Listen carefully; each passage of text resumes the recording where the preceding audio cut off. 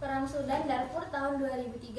Identifikasi pelanggaran pada perang tersebut yaitu adalah pertama, pembunuhan secara massal, di mana pemerintah Sudan dan anggota milisi itu melakukan pembunuhan secara massal terhadap warga sipil tanpa melihat yang mana kombatan dan non-kombatan.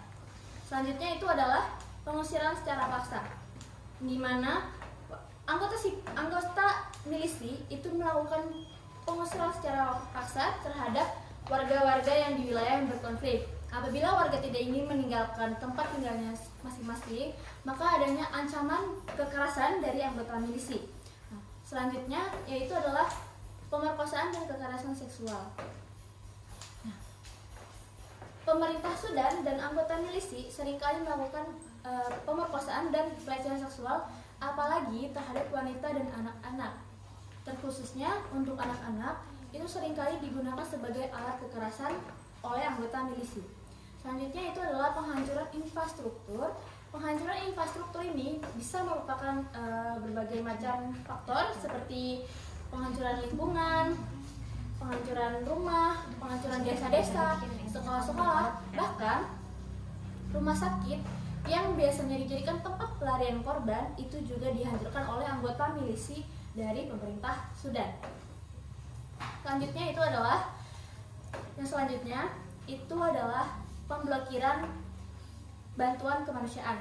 Nah, seharusnya yang dimana PBB dan ICC ingin membantu bantuan kemanusiaan terhadap wilayah-wilayah yang berkonflik, namun oleh pemerintah Sudan dan anggota milisi itu memblokir aksesnya bantuan kemanusiaan dari PBB dan ICC ataupun bantuan yang dari luar-luar untuk membantu wilayah yang berkonflik.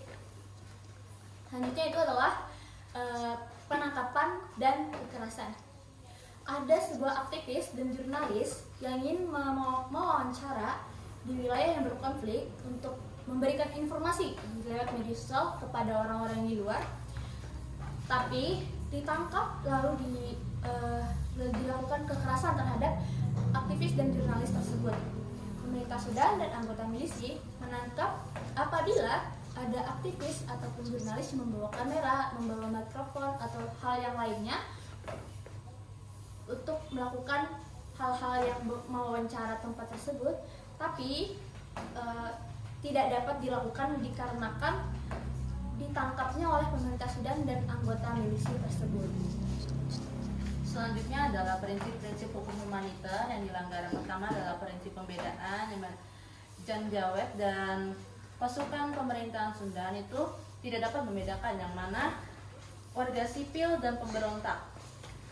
Nah, selanjutnya adalah prinsip proporsionalitas, yang dimana terjadi kekejaman massal dan itu tidak menguntungkan bagi militer. Selanjutnya adalah prinsip perlindungan warga sipil. Warga sipil menjadi target utama dalam konflik ini, dan fasilitas seperti rumah sakit dan sekolah itu pun dihancurkan. Berikutnya adalah larangan kekejaman dan tindakan yang tidak manusiawi. Terjadi pembunuhan massal dan pemerkosaan dan pembakaran rumah. Lalu larangan pemindahan paksaan. Warga sipil, jutaan warga sipil itu mereka dipaksa untuk pergi dari rumahnya dan tinggal di kamp-kamp yang sangat memprihatinkan. Lalu yang terakhir adalah larangan genosida. Serangan sistematis untuk etnis non-Arab itu terjadi itu sebagai tindakan pemberontakan. Yang selanjutnya ada dampak-dampak perang di Sudan. Yang pertama, dampak terhadap warga sipil dan komunitas internasional. Yang pertama saya jelaskan dulu dampak terhadap warga sipil. Konflik ini membuat warga sipil menjadi menderita, yang dimana mulai dari 2 juta hingga 2.000 sampai 4.000 orang mengalami kematian. Infrastruktur seperti pelayanan kesehatan, pendidikan banyak yang hancur, dan akses kebutuhan dasar juga sangat terbatas. Lalu ada juga pemerkosaan, lalu kekerasan seksual yang membuat para perempuan dan anak-anak di sana mengalami trauma yang sangat mendasar. Lalu dampak terhadap komunitas internasional. Konflik ini menantang komunitas internasional untuk menjaga perdamaian yang ada di Sudan. Upaya PBB juga membantu warga sipil untuk menghindari kekerasan juga tidak cukup bagi perang di sana. Lalu para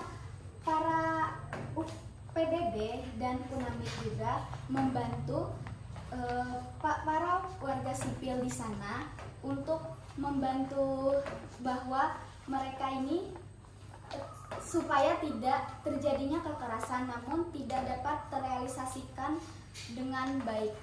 Selanjutnya yaitu peran lembaga internasional dalam menanggapi kasus perang di Sudan tersebut, yaitu yang pertama ada PBB. PBB ini merupakan organisasi perserikatan bangsa-bangsa, di mana PBB ini terdiri dari 193 negara. Tujuan dan prinsip PBB tercantum di dalam piagam PBB. PBB ini dapat mengambil tindakan mengenai isu kemanusiaan dan juga keamanan serta perdamaian serta hak asasi manusia. PBB mendirikan UNAMID pada tahun 2007 sebagai misi menjaga perdamaian terbesar di Afrika, di mana itu untuk membantu melindungi warga sipil, memfasilitasi bantuan kemanusiaan, serta memantau perjanjian damai. Selanjutnya yaitu ada Uni Afrika. Uni Afrika ini memulai resolusi konflik di Darfur dengan membentuk misi Uni Afrika di Sudan, yaitu AMIS pada tahun 2004, di mana di situ untuk memantau gencatan senjata. Namun mandat dari AMIS ini sangat terbatas serta sumber daya yang tidak mencukupi. Jadi akibatnya PBB dan Uni Afrika ini bekerja sama untuk membuat UNAMID. UNAMID ini United Nations Africa Union Mission in Darfur, di mana ini merupakan kerjasama terbesar di Afrika, sehingga